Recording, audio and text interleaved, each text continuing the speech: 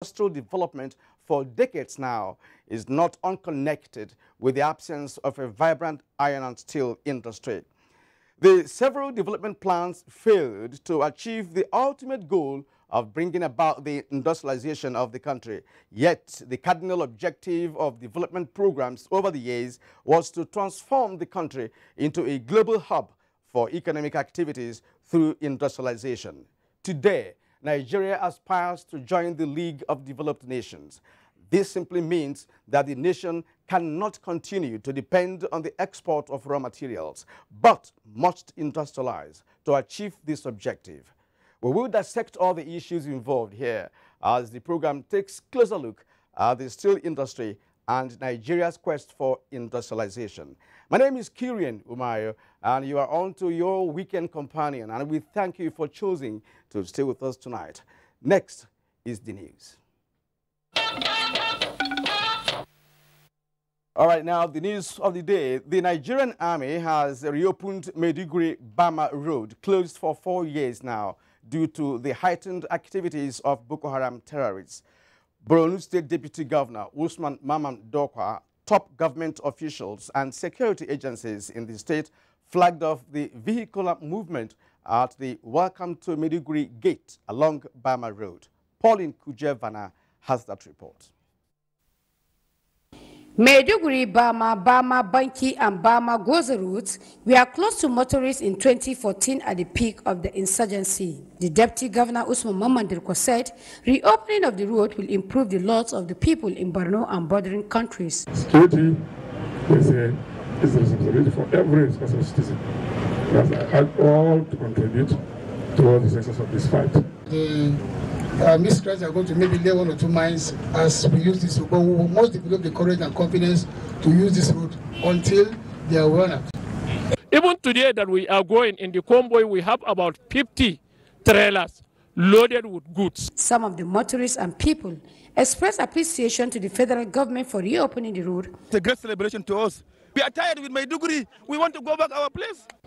Being that this road is one of the major federal roads that links towns and borders of the Northeast. Reopening of this road will not only shorten an east journey, but will also revamp the economic activities of the state and the sub-region. In Maiduguri, Pauline Kujevana, NTA News. Thank you, Pauline. Meanwhile, the return of Chibok girls, or Dapchi girls, is still celebrated in Yobe and across the country.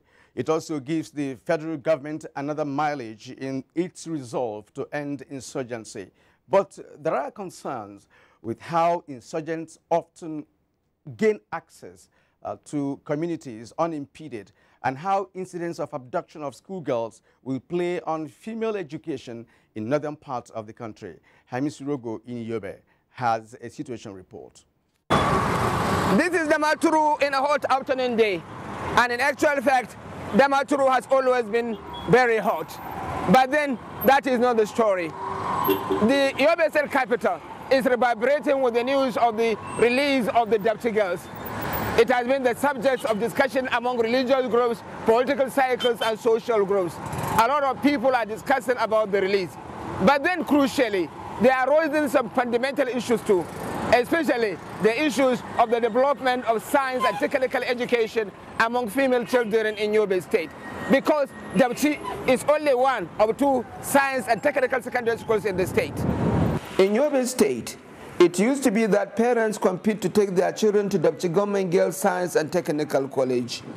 It is one of a kind. The only one like it in Yobe is located in Potoskum. Then the abduction in the college and the return of the girls. The question is, will parents be satisfied to take back their children to the school? This mother, whose daughter was one of the abductees and now back, had such a long thought for it. The male parents had a more liberal disposition.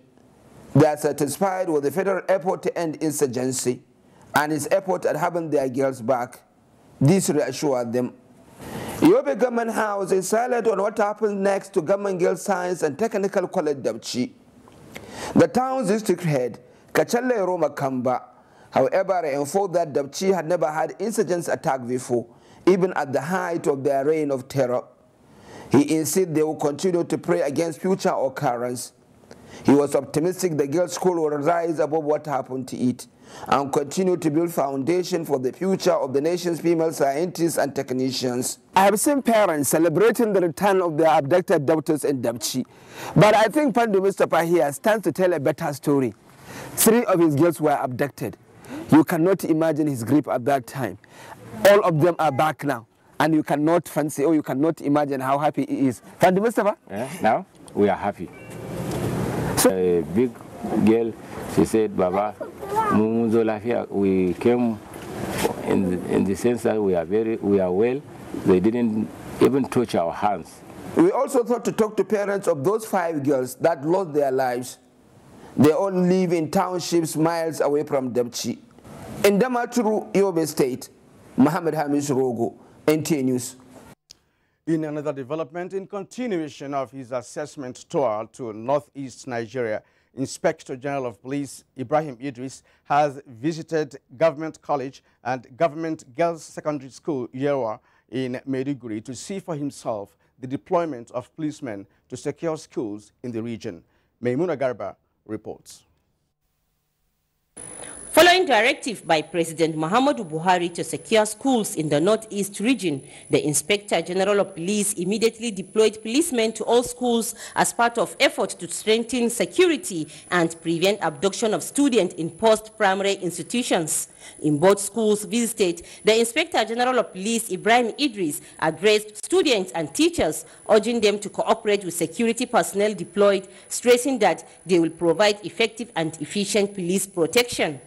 Give information to all of them. If you see strange faces, if you see people that you suspect, even among yourselves, if you see people that talk too much and be giving information about the school, give that information to the police officers deployed to protect you. The IG charged police personnel stationed at the schools to be alive to their responsibilities. Principals of the secondary schools assured to give their maximum support and cooperation and commended the federal government in ensuring adequate security is provided in schools in the zone. In Maiduguri, Maimuna Garba, NTA News.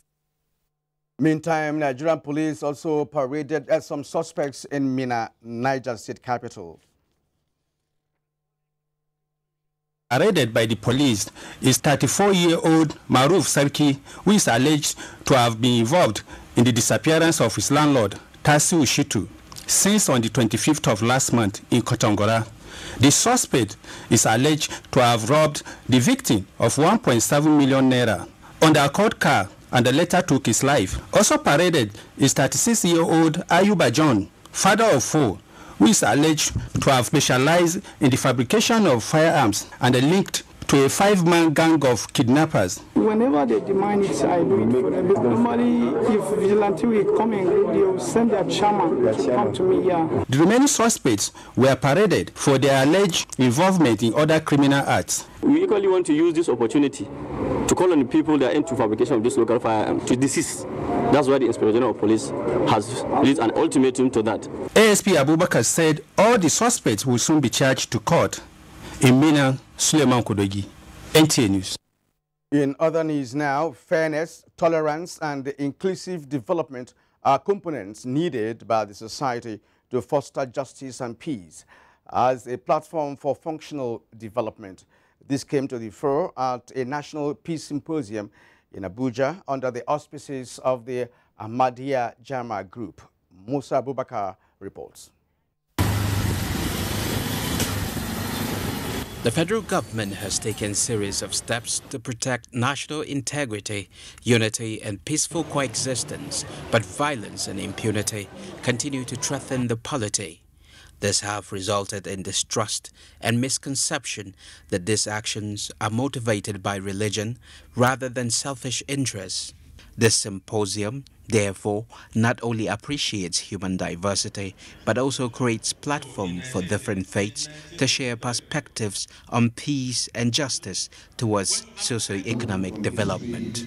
Whoever worships God must serve the interest, well-being of mankind, without any discrimination, without hoping for any reward.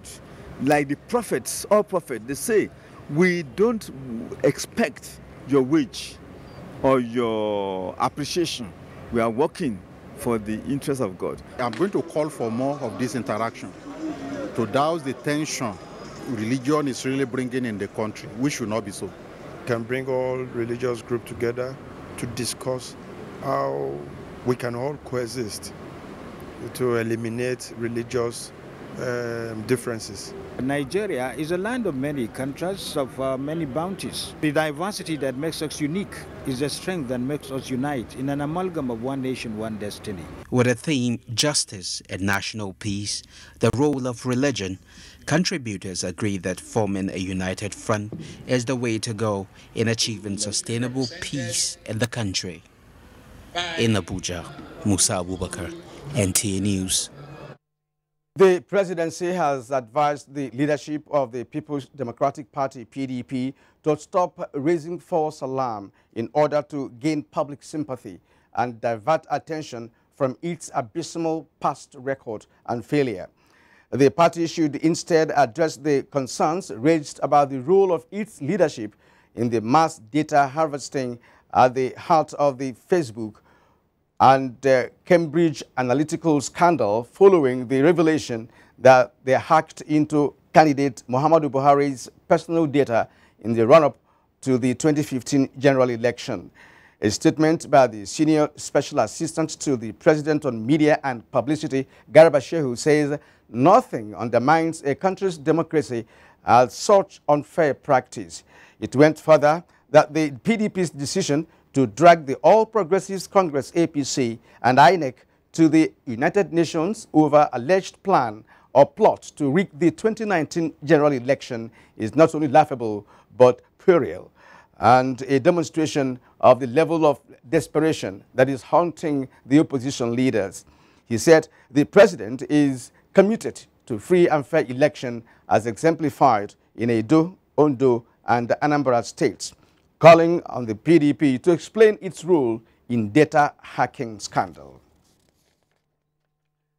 About 50 unemployed youths from the Niger Delta region have been empowered with vocational skills and funds to begin businesses in fish production, ICT, and entrepreneurship. Minister of Niger Delta Affairs, Useni Uguru Useni, conducted the graduation in Ibadan, as Shola Wahid reports. The minister, Usani Ugani Usani, represented by the Director of Economic Empowerment, Ibrahim Akaya, explained that the reason for the program is not only to fast-track development in the country, but also to build general human capacity for national cohesion and development. The President Muhammad Buhari believed that in addition to infrastructure, human capital development is quite vital, quite essential. Facilitators at the program emphasized that the graduates have been trained in a way to be self-reliant and sufficient, as well as train others. About 50 participants took part in the training program. Even from where we have seen where fish farm is being built in our eyes, we have also decided to form a cooperative for us to establish this business. The occasion featured presentation of certificates to participants, gifts to deserving graduates who have distinguished themselves in the course of the program. Shola Wahid, NTA News. The Group Managing Director of the Nigerian National Petroleum Corporation, NNPC, Maikanti Baru, has appealed to the people of the Southeast to support the corporation in its efforts to ensure that petroleum products are available and sold at the official pump price in the country. Mr. Baru, who was speaking at the ongoing Enugu International Trade Fair, says it will aid commerce and industry. Jude Abugu reports. The Group Managing Director, who led other officials of the corporation to observe the NNPC Special Day at the Trade Fair, noted that despite the efforts of the corporation to revive the Enugu depot, activities of vandals, especially around Osisioma and Ishagu areas of Abia and Ebonyi states respectively, have continued to stall the process.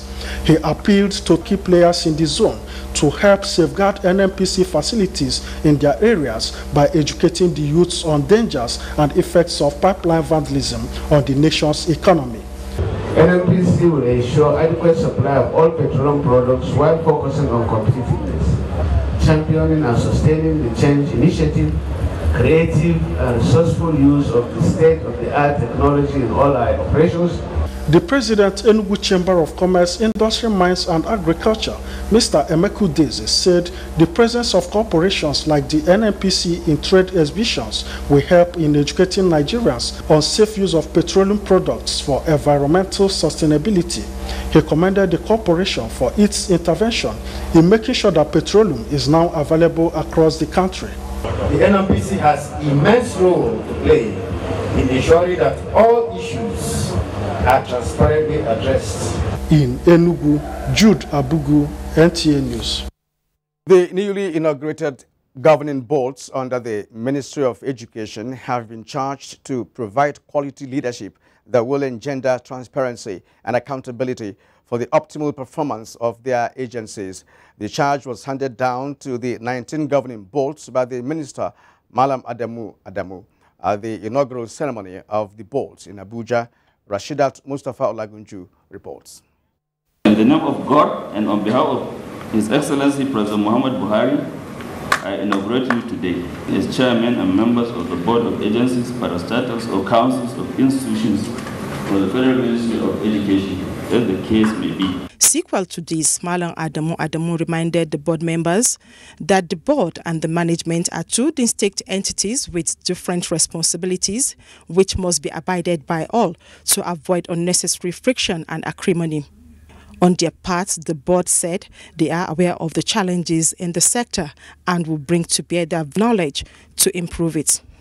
We are called into the service of our country to provide needed support to our hard-working compatriots at various stations. The future of Nigeria lies with vocational and technical education. And apart from the fact that it takes you out of poverty, it gives room for lifelong learning. They are also expected to help provide better basic and tertiary education policies that will provide skills and knowledge that in turn drive the socio-economic, defense and industrial capabilities of Nigeria.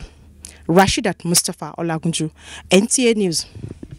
And more from the education sector, Taraba State University has held its maiden convocation, graduating 5,009 students. The combined convocation also witnessed the conferment of honorary doctorate degrees to distinguished personalities. Joseph Saundo reports. After 10 years of its existence, the institution held its first convocation ceremony for 5,900 graduates. The combined convocation involved 5 sets with 29 persons graduating with first class, 1,011 bagging home second class upper division, and 2,803 having second class lower division, while 673 graduated with third class. The newly installed Chancellor of the University, retired General Jeremiah Useni, expressed delight that the Taraba State University has grown over the years to compete with global communities in providing quality manpower training. The Vice Chancellor of the University, Professor Vincent Ado Tenabe, said the institution started with just 3 faculties, but has progressed strongly over the years and now has 8 of them, with improved personnel and facilities, and the mandate to commence PhD programs. To our graduates, I urge you to go out confidently and prove your worth as worthy ambassadors of Taraba State University. Governor Darius Dixon Ishaku said the high institution has been developing manpower for the country and has encouraged economic growth in the state, with several businesses springing up around its environs. We will continue to strive to meet our obligation by way of payment of salaries and development of critical infrastructures within the limit of available resources to sustain the growth of the university. High point of the convocation event was the conferment of honoris degree of letters to the Chancellor Jeremiah Useni and General Theophilus Yakubu Danjuma. Also, Professor Suleiman Bogoro and Chief Tony Elumilu was conferred with honoris doctor of science. Before the convocation, the maiden convocation lecture of the university was held, where Professor Tony Elumelu presented. Joseph Sound Oten, NTA News. You are watching Weekend File on the network service of the NTA, and we thank you for staying with us up to this moment. Steel is said to be the heart of any country's economic development and the most important material widely used for domestic and industrial purposes. How has Nigeria utilized her numerous potentialities in steel raw material to stimulate industrialization? There is more analysis on this after the break. Of course, it's coming from our correspondence report. Stay with us. A beautiful life and a great future is possible. Stand with Standards Organization of Nigeria. Avoid substandard products, electrical appliances with damaging effects, tires without DOT number, stuffed and rusty edges. They can cause accidents. 12.5 kg LPG cylinders used as camp gas is a disaster waiting to happen. Substandard cables can cause inferno. Other substandard products to avoid include batteries, electrical bulbs, iron rods, pressing iron, brake pads. They will only endanger our today and future. Join hands with SON in ridding our country of substandard products. Don't buy or sell substandard products. See something, say something. Call these numbers. Standards Organization of Nigeria. Improving life through standards. Our Anchor Borrowers program has created an agricultural revolution. In September 2015, we imported 644,000 tons of rice, costing more than $5 million per day. By September 2017, rice imports dropped by 95% to 22,000 tons. Our maize crop has exceeded 10 million tons this year, and through our rice and maize program, we now have 12.2 million farmers. We are now the world's second largest producer of sorghum after the United States, third in millet after India, and we lead the world's production of yam and cassava. We've created numerous plantations solely for the export market, and our plan is to increase the agricultural sector from 25 to 49% of our GDP, thereby reducing poverty and increasing food security. Know your rights as a consumer. CPC. Consumer Protection Council is here. Protecting your rights, protect your interests. Do you know every consumer is a king? Oh yes, every consumer has a right to value of money and right to redress. So when next you are not satisfied with any product or service, complain to the seller or service provider. If you are not satisfied with their response, just come to CPC with proof or the necessary documents. At the CPC, we insist that service providers and producers prioritize consumer protection.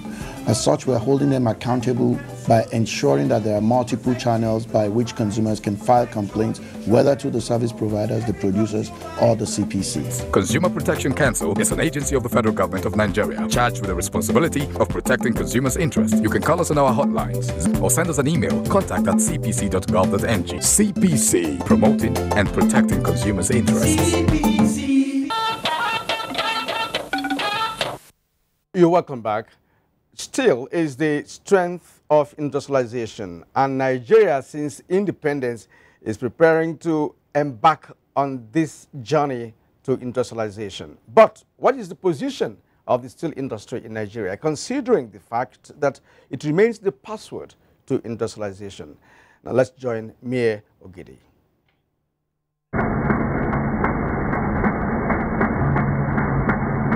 Anything also that could encourage the dumping of finished goods in Nigeria was going to be contrary to our interests. This is an affirmation of the federal government's commitment to industrialize the nation instead of import dependent. But the desire, for instance, to have made in Nigeria ship, vehicle and other materials for infrastructural development is where Nigeria meets a brick wall. You can't be a shipbuilder if you don't have a viable steel plant. You can't manufacture vehicles. You can't build an aeroplane. There are too many things you cannot do. Your infrastructure cannot even be complete if you have to import everything, even small steel plates, iron rods, everything. We have the raw materials is not the issue. It's there and the quality is okay. If I get any rock that gives me 25% Fe2O3, I'm good to go. Even 20%, it's okay. But here in Nigeria, we're even having about 32, 33, 45, even 50% that can be upgraded, beneficiated to 60, 70, that can feed Ajaokuta, can feed all the other steel companies. With these free gifts of nature and the existence of some signature projects by past leaders in Nigeria, such as the Ajaokuta Steel Company, the Delta Steel, Osogbo and Katsina Steel Rolling Mills, and the Itakpe Iron Ore, among others, should have placed Nigeria on the pedestal of self-sufficiency in steel production to drive the industrialization process, as the steel demand of the country stands at 10 million metric tons per annum. Nigeria imports 7.1 million metric tons of steel every year, valued at $3.3 billion, as only 2.2 million metric tons of steel is produced by the 18 out of the 30 private steel manufacturers in Nigeria. The private sector players in that sector, they're beginning to make a difference. We now export steel products to as further afield as Morocco, as Japan. But we still import steel products into the country, and our overarching objective is to reduce the amount of steel products that we bring into Nigeria so that we can grow our local industry, we can grow manufacturing, and industrialization can thrive. It is a major sector waiting for revival. Mayor Ogidi, NTA News. Thank you very much indeed, Mayor. Foreign influence, lack of operational control, inadequate funding, and political will have been identified as factors inhibiting the resuscitation of the Ajaokuta Steel Company and the Itakpe Iron Ore Company in Kogi State. Charles Asfa has the situation report on the two companies. The place was very promising, and everybody had hope that Nigerians, a lot of Nigerians will work there. And I personally am not happy that for the past 35 years that I worked there, the place is still not working. The moribund states of the multi-billion-naira Ajaokuta Steel and the Itakpe Iron Ore has since been a source of concern to Nigerians, who called on the federal government to summon the political will it requires to getting the plant back up. But the issue is not money. The problem is just leadership and will. Experts identified poor performance in proper planning and implementation, as well as legal hurdles and concession, as some of the problems that need to be solved for the plants to work again. They also observed that the plants are not obsolete, but lack operating control of the facilities. The Ajaokuta is a low-hanging fruit. We're talking about diversification of our economy. It's a difficult time around the oil industry, and we have an asset here that we can't even price, and all we need to do is just a premium to make it functional. The Ajaokuta Steel Company has the potentials to generate about 15,000 direct employment, while the iron ore in Itakpe has the capacity to create over 2 million jobs at optimal production level. Charles Alpha for NTA Weekend File. Recently, Abdullahi Garba Bin Kudu was on a special assignment to Ajaokuta, and this is what he brought back. Ajaokuta, a distance of about 40 kilometers from Lokoja, the Kogi State capital, has a serene environment naturally endowed with cultivable land close to Great River Niger, a motorable road, a rail line, and human resources, particularly youth, waiting to be fully engaged to explore their potentials. The inhabitants spread in major villages that make up Ajaokuta are generally agrarian, and the environment is conducive for all-year-round farming, and above all its huge solid minerals deposits that could drive Nigeria's steel industry to its zenith. These potentials attracted the attention of the then federal government of Nigeria to establish the Ajaokuta Steel Company with the aim of becoming the gateway of Nigeria's industrialization. As at the time of NTA's visit, there exists a little life outside production at full capacity in the gigantic steel company. On a daily basis, a notable number of more than 1,000 company staff report for duty or routine administrative and maintenance of huge machines and structures worth trillions of budget for production purposes. It is sad to note that the company whose 42 different plants put at 98% completion stage, whose only 2% remaining, is yet to yield its potentials. This as the company revealed that the proposed independent power at Ajaokuta Steel could also supply electricity to 3 different states of the Federation, in addition to a rail station, a shipyard, and other economic potentials around the area, with the river Niger surrounding the location. Ajaokuta Steel really has the tremendous potentials as the bedrock of Nigeria's industrial takeoff and development, as a platform that will attract socio-economic development for Kogi and Nigeria at large. With the project coming at a standstill, subsequently, these people were disillusioned, and so with other Nigerians, especially those that found the place a safe haven for employment and other economic activities. NTA News. Thank you, Abdullahi. Now we move to Osogbo. The resuscitation of the Osogbo steel rolling mill is tied to the successful reactivation of the Ajaokuta steel complex. This is despite the injection of several billions of naira into the project by a private investor. Tunji Adepoju reports that all interests within and outside Osun State want the industry to be revived because of its strategic importance to economic growth. Reminiscent of the industrial phase of the 1980s in Nigeria, Osogbo Steel Rolling Mill Company was one of the bubbling industries that sprung up in the country. But over the years, following decay and kind of mismanagement, Dangote Integrated Steel Rolling Company has bought over Osogbo Steel Rolling Mill. The investor was said to have invested about 7.5 billion naira into the factory so that it can be brought back to life. The fund injection covers the renovation and reactivation of facilities in the once decrepit steel company. Over the years, the new investor has rehabilitated the company.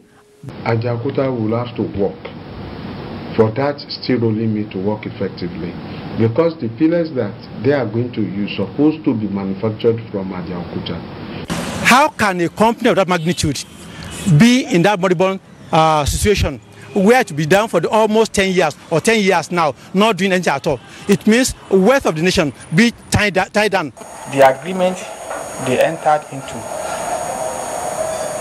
when these co-investors won the bid was that within a specified number of years they should have started production, because for many years things were grounded.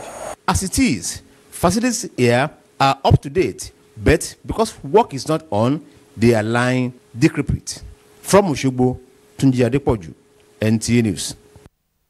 Katsina Steel Rolling Mill was established by the federal government in 1983 with projection for annual capacity of 210,000 metric tons of steel.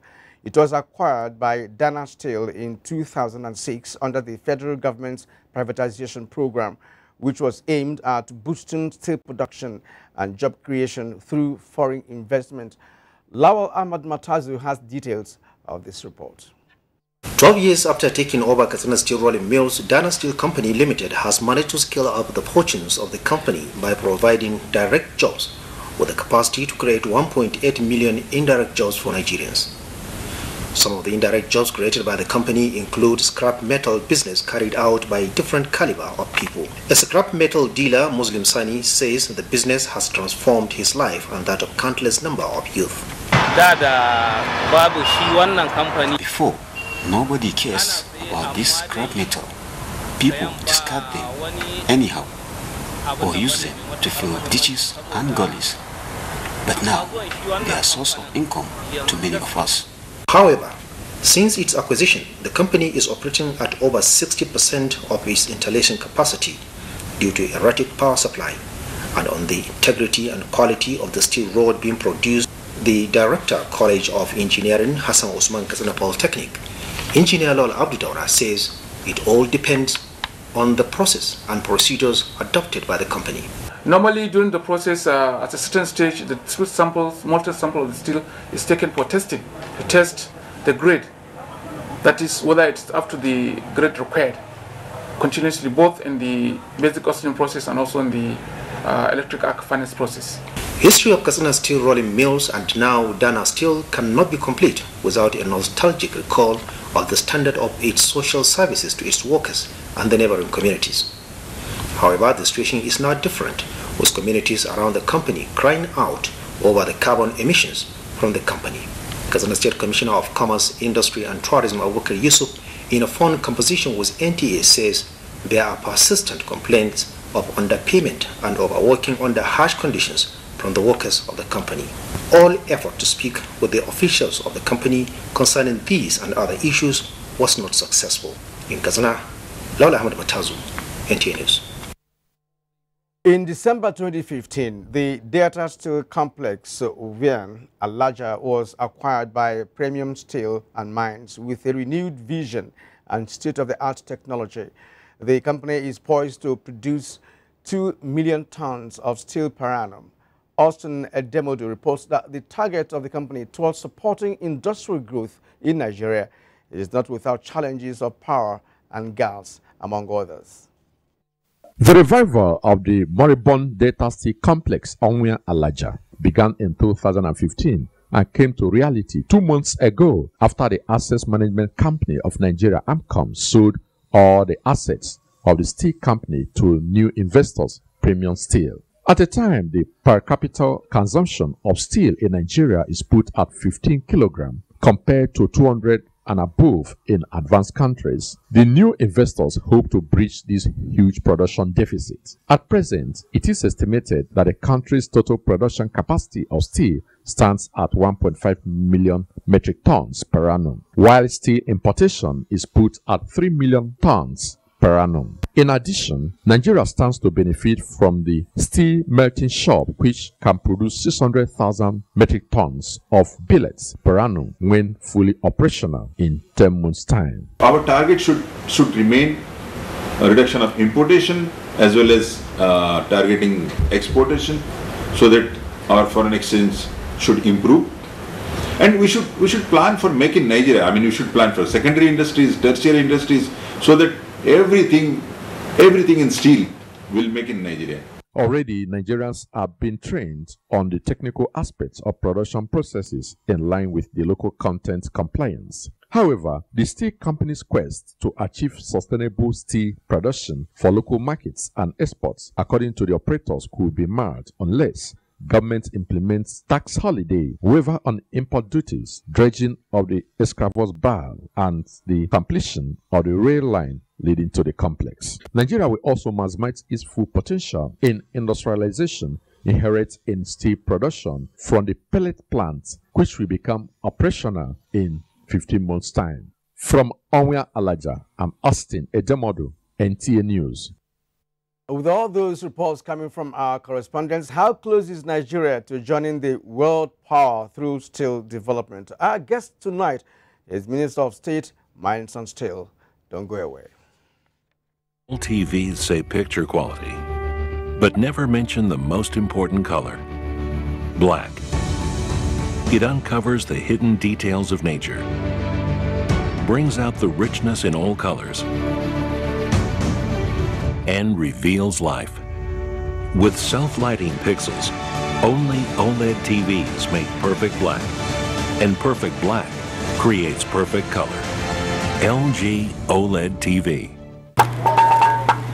3,346 medals are up for grabs at the first National Grassroots Sports Festival, Sports for All, to discover sports talent, develop future world champions, and rejuvenate sports in Nigeria. Date 19th to 29th of April 2018. Venue, National Stadium Abuja, packages A and B. This is an opportunity for state governors to promote their achievements and for companies to promote their brand with 24 individual and team sports. For broadcast sponsorship, contact Angelo Peter I. Elosia, Chairman and Chief Coordinator, or Nick Onyisi. Organizers, Grassroots International Sports Academy and LOP Worldwide Television. Endorsed by the Federal Ministry of Youth and Sport Development. Broadcast partner, NTA, the largest television network in Africa.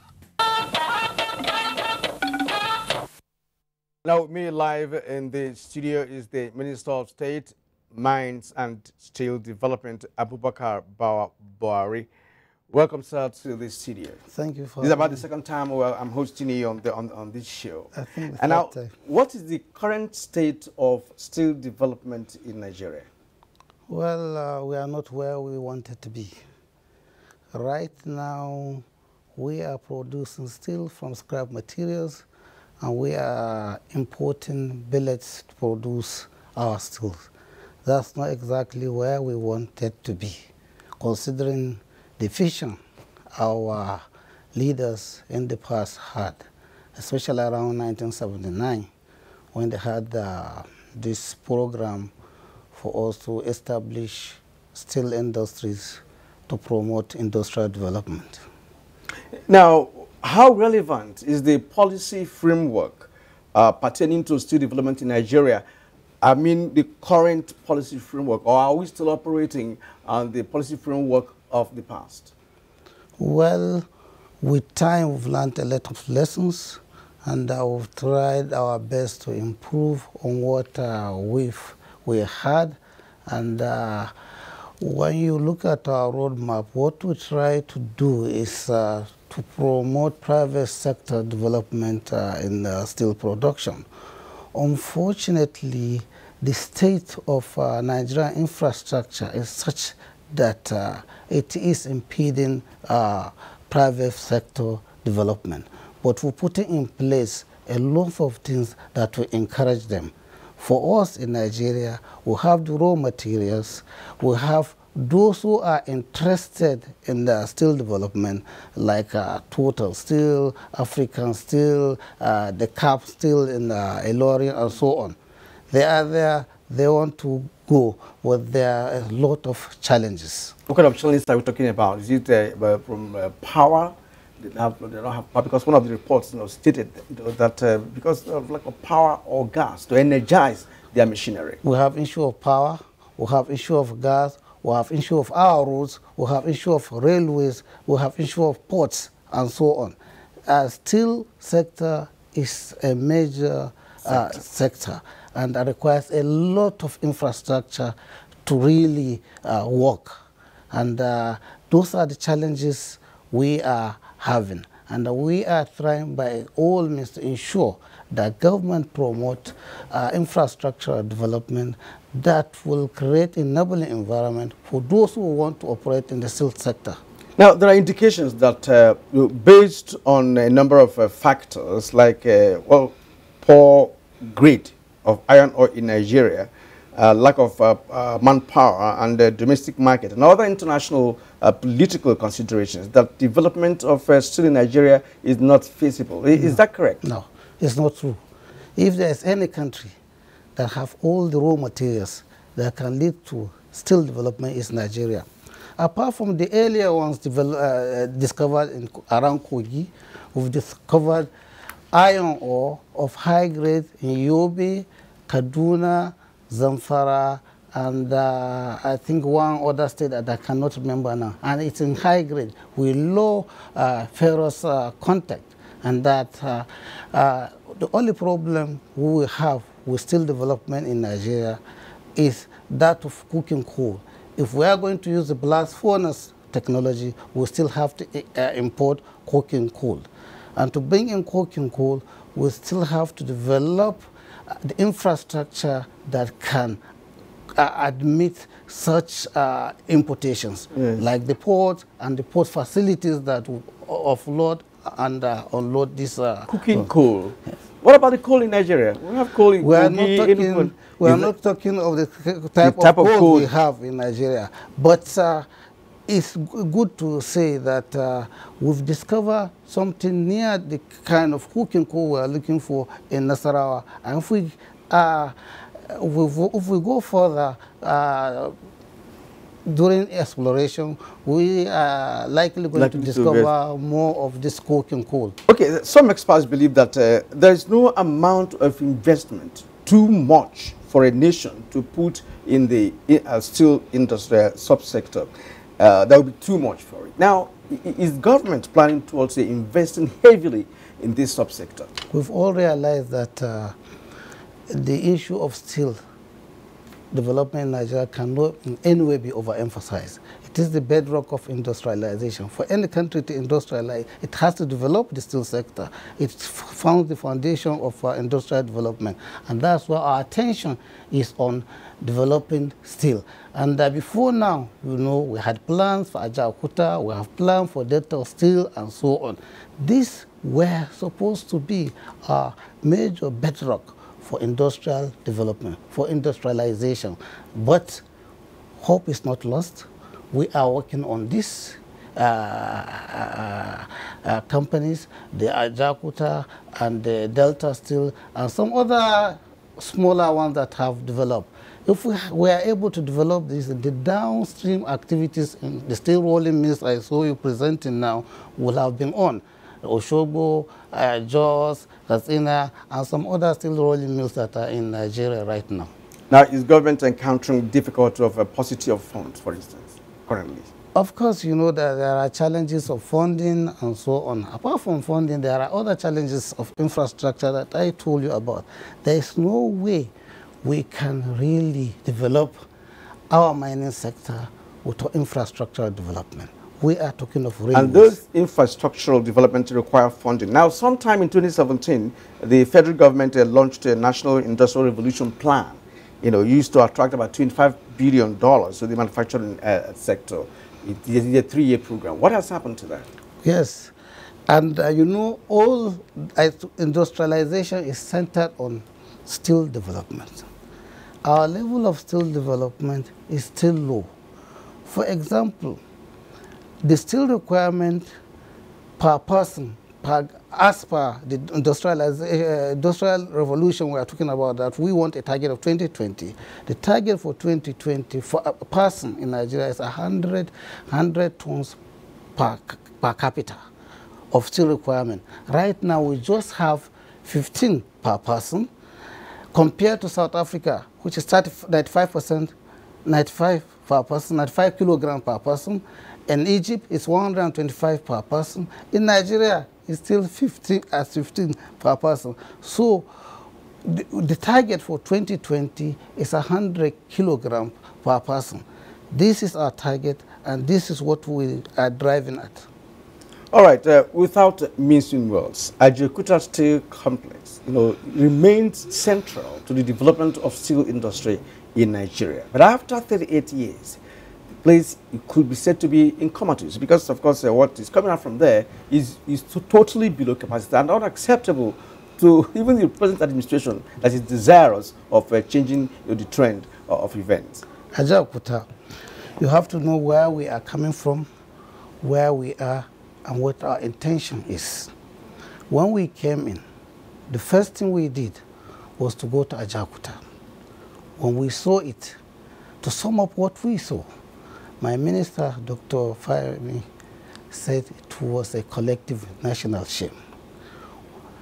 We said instead of lamenting, we should take it as a challenge. And that's what we did. We tried to bring stakeholders together, including the Russian ambassador then and the Ukrainian ambassador then. If you remember very well, it was the Soviet Union that built that place, and they are no more together. We brought in the Ukrainian ambassador, the Russian ambassador, to discuss issues surrounding Ajaokuta. What we came up with was a lot of mistakes were made as a result of government funding. Government stopped funding Ajaokuta in 1994, and when Obasanjo came in 1999, what he did was, through government fiat, gave out concession to a company that couldn't perform. After some time, it was cancelled and given to another company, Global Infrastructure.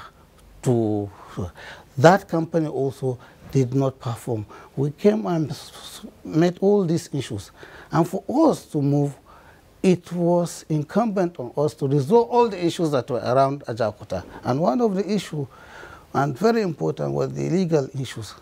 Those we've tried our best to resolve. Ajaokuta is now fully government-owned.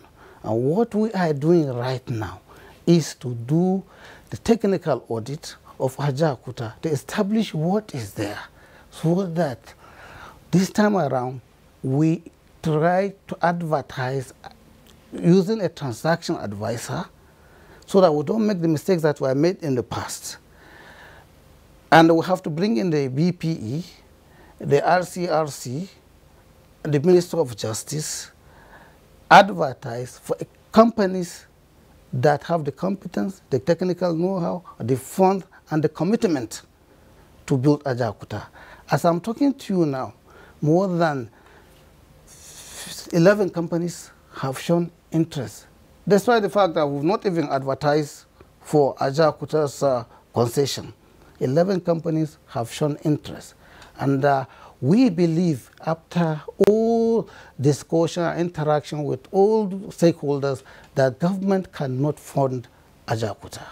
The requirement is too much. Forget about what you hear about 98% completion. Yes, 98% completion, but we still have a critical area of 22%. The 2% is where we have the cook oven, we have the blast furnace, we have the center plant that will, when completed, will produce liquid steel. And the liquid steel is key to all the things we are talking about. Now, from what you have said, it appears that Ajaokuta requires a total overhauling because of technology advancement. You know? No. The technology there is still relevant. Everything is intact. But what I'm saying that you can finish Ajaokuta today, but you cannot commission it.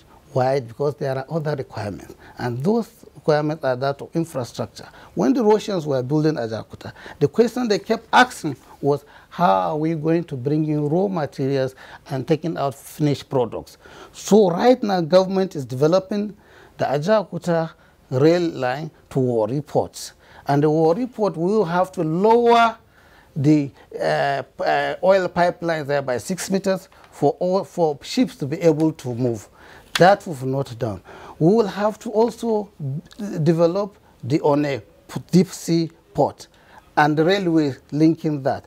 And the dredging of River Niger is also necessary for serious business to take place in Ajaokuta. So all the issues you hear about 98% completion, there are other issues. Aspects, and money is required. And government budgetary funding cannot do that. And a lot of companies have expressed interest. There's a proposal that is so interesting that a company that is ready to build all the things I'm talking about, river ports in Baro, Lokoja, Warri, on a port, and even a gas pipeline from the south to the north to create a whole economic corridor. All right, Honorable Minister, we'll leave it there for now. There will be another opportunity for you to do further explanations on this, because Ajaokuta is key, really, you know, to our national development. And of course, other state companies. You know, it is key to our national development. But what we should do now is not to be thinking using only our heart. We should use our heads. All right, Honorable Minister of State, Mines and Steel Development, Abubakar Buhari, we thank you indeed for providing these explanations. Thank you for coming on Weekend File. Thank you very much. All right, sports and weather next. Experience, they say, is the best teacher. They hold us from the sea. Thank God that we came back home. They should not go there because it's not good. It's a very bad place. So they just my advice. Even now, sir, they are shooting the boat they are going to use to go Italy. Let them stop it. Our country is good. Our country is a blessed country. Now I know our country is a blessed country. I know before I for not travel from Nigeria to Libya. I know how much I spent. Let these personal experiences serve as a lesson to all who would repeat their mistakes. A word is enough for the wise. This is a public service announcement brought to you by NTA. Now, Olumide Eguntola has a sports update.